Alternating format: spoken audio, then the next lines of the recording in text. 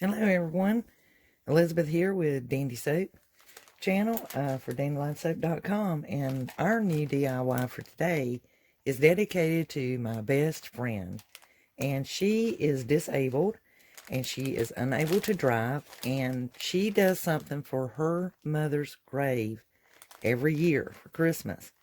And I was talking with her and trying to come up with something that would be wonderful, but also at the same time, the slotted galvanized Christmas tree. So we're actually going to be doing two different projects, and if I can get this to fit on one video, I will. If not, there will be two separate videos. So let's get started. Some of the supplies you may need. If you have the foam ornaments from Dollar Tree, they have the Christmas tree and they have the angel. These will work good as templates. But if you don't have these, I'm going to show you another way that you can make you a pattern. A couple of tin pans. Pie pans. You can purchase aluminum pie pans at Dollar Tree if you wish. If you have a roll of aluminum foil, you can use that instead. Some Waverly chalk paints. These will be your ones that represent metal. They have variations of different ones. They have silver lining, they have mineral, steel, nutmeg. This one is Tuscan red, and then of course the truffle.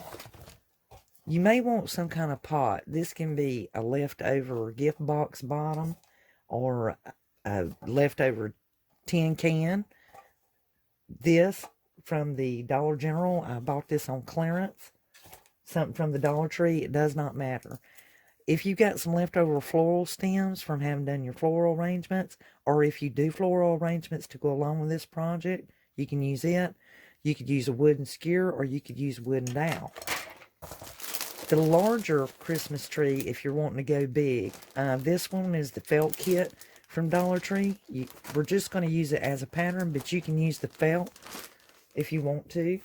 If you are in need of cardboard and you don't have some scrap cardboard that you can pull from a box or an order that you've gotten in the mail and just reuse a cardboard box, you could use maybe a gift box from the Dollar Tree or any of your gift boxes.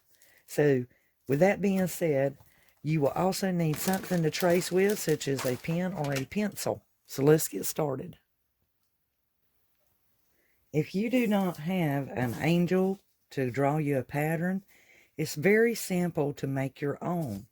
If you look at an angel very closely, the bottom of all angels look like a bell. So with that in mind, think of a triangle, and we'll just draw us a triangle. And usually you can use about any ruler that you want. There's no rule to it, so to speak. I know that sounds funny, doesn't it? So just draw you a triangle. And if you have a ruler, that would be great, or anything with a flat edge. And the whole idea of our triangle is to make our sides meet. So now we have our triangle. The other object that you may want for the head would be something to make a circle. And since we want our circle to be rather big, I'm going to lean my pencil against my paper. And that way my head of my angel will be outward. So now our angel's starting to take form. In order to create our wings, we have to almost think of a rectangle. And we know that that's going to meet up with our angel. So you would go to its head. And since we know we use the same measurements to make our triangle, we want the extension of our wings to be the same as the height of our sides of our angel. And to very gently, if you wanted to, if you're trying to be really precise, you can kind of make you a small faint line. And what you'll do in coming in an angular form back towards the body of your angel. So now you got your little wings going there. And the simplest way to make that happen is think of a scalloped edge. And now you have made your angel. There you go. So you'll erase your lines with the difference, and you can cut out your paper and then flip it over so that the clean side is on the other side. I am doing this pattern because there are a lot of disabled people who are not able to get out, and maybe even the angels aren't available, and they may want to make them a Christmas angel for their loved one, and do that and do it in a flower arrangement or do it for a gravesite. The Christmas tree, the way that you want to go about creating it is, once again, we want to think of a triangle. So very gently, you could, whatever size you want your Christmas tree to be, take your ruler and draw you a triangle. And you don't have to have a ruler, but you do need something with a straight edge so that you can get that to look right, and so that it feels right about it. Now, naturally, if I want my width of my Christmas tree limbs, excuse me, I'm hung on the angel there, guys. Okay, so this is the width of our Christmas tree, and we want the width of our limbs.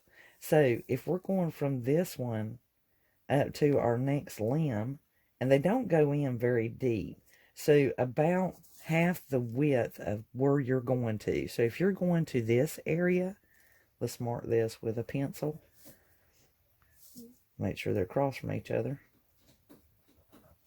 And you want your limbs going up to this area, then basically take and draw you a faint line. And then where you want yours to go the next time, and I usually do mine about, if I have a wide ruler like this one, I want mine to be the width in between. And so what you'll do is, in the halfway mark that you did of your original tree, and that's where you want to put your angle to. Go from this corner to here and draw inward. And once again, same here. Draw inward. And then go to this corner to your middle line and draw inward. And this tree limb from the middle to outward. And you see how your tree is starting to take form? And then once again, going up to the top, make sure that you create your middle, and then you're going to go up to the pitch, and that's why that might be a little too deep. So go halfway of the ruler like I do, make a line, and once again, from the center outward, from the center outward. And then what you'll do is you'll take your eraser, and if you guys are doing pencil and you don't want any lines to show, it's not a problem, but white will surely remove all lines and all residue. That is not necessary in making our tree. Just so you know, it is really not necessary. So all we want to do at this point is remove our outer lines so that we have our tree formed here. Pretty much look just like this. So if you cut that and then cut this and take that corner out, you should have your Christmas tree. If it doesn't suit you and you want the edges to be more round, you can also round them just a little bit. So this is your Christmas tree, and here is your angel. You can cut that out and then proceed with the next step. For those of you who are doing the slotted tree, if you have the felts from Dollar Tree, you can take and cut off the star. Definitely add to the appearance of your tree and how it looks. And those slotted areas, I am using those just as a template. I'm also using the tree just as a template to make my cardboard piece. I want this to be stiff and firm and hold up. Now you'll cut that out, and that will be your base to attach your aluminum to. Once you've got your cardboard tree cut out, you can proceed with getting your aluminum foil ready. Pan, you can use the center and even some of the crinkle, but definitely cut away the center. This is a 9-inch pie pan, and by my example, you can see how I had to do it, and I just wrapped it around to the back. Be careful, because the aluminum you can cut real easy with scissors, but you may end up with some points and you may want to try and make sure those are smoothed down. To do an example to show you how easy it was to use the aluminum foil, I'll be honest with you, it was actually easier to use the aluminum foil than it was to use the pie pan. But the difference being if you want something a little more heavy dutier or not. But remember, this is just for looks and appearance. No one's going to know the difference. And I just simply wrap the difference around it, because you'll want to cut a slot here in order to fold that, and then you'll just fold the difference. That way, when you get this all done, no one's going to see the back side. But you might want to take some paper and just cover the back, just so everything stays flat. To give your tree that galvanized look, you can use a mixture of base coat with steel and then go back and dab and smear with your mineral. In order to hit the higher areas of more of a dull shine, you can use the silver lining to kind of give it that appearance of a lighter steel color going on in there. It doesn't take a whole lot, and allow that to dry before you begin doing your pouncing with your truffle in order to make your rustic areas. And I can take my truffle and I'm just barely touching it. If you want to, you can kind of make your palette, so to speak. That's what I do. And then to do the slots, it's just here and there and everywhere, or you can follow the pattern we were doing a while ago. And the deeper the truffle, the more slotted it's going to appear. And basically it's just slots. We're making it look like it's rusted. Do that onto the back of that with your hot glue gun, which you will want ready at this time. And that will cover up any of that's poking out or folded, especially on the pie pan. And that will just cover that up. Skew that I've painted already, and I'm going to take some burlap and wrap it around my pot, and they'll give it that effect. The idea of the stick or the skew is to just so the tree sits on it. To do our angel, I'm basically using the Dollar Tree ornament felt angel to make my pattern. As I said before, you can use the penciled one if you do not have one of these felt from the previous DIY project. I'm going to glue that onto my pot. If you're doing the same thing, you'll want to take and make sure that it overlaps by at least an inch so that you can glue it down into the pot, since we won't be painting the inside. Using a floral foam block, I'm just going to place mine right in the center. That will give my tree stability to go down into the styrofoam, and it'll hold it a little more firm if it's standing up tall. If you do not have a floral foam, you can use about anything. You can even use kids' Play-Doh to build a heavier base, but it really doesn't need that much to hold that up. It just needs something to keep it in place. You could use stones or rocks or whatever. I'm going to be covering this from the DIY leftover stocking I was using. I already used the burlap that was left over for the outside. Now I'm going to take this and use this to cover the top. Using the top piece of that stocking in the buffalo check, I'm simply going to just cut it and glue it around the top edge. Now, taking the leftover strip from the buffalo check, I made just a small bow just as a little accent. But as it is, it looks really, really good. So now let's move on back to doing the slotted angel, and then our project will be complete. Using the flannel, or the fleece, using the fleece piece from the back of the stocking, I'm doing the head. Glue that down. Now another thing, I had showed you guys this in the past. This is the do not open until 25th wine bag that was in the gift wrapping section of Dollar Tree. And I'm going to disassemble this so that I can make the wings for the snow angel.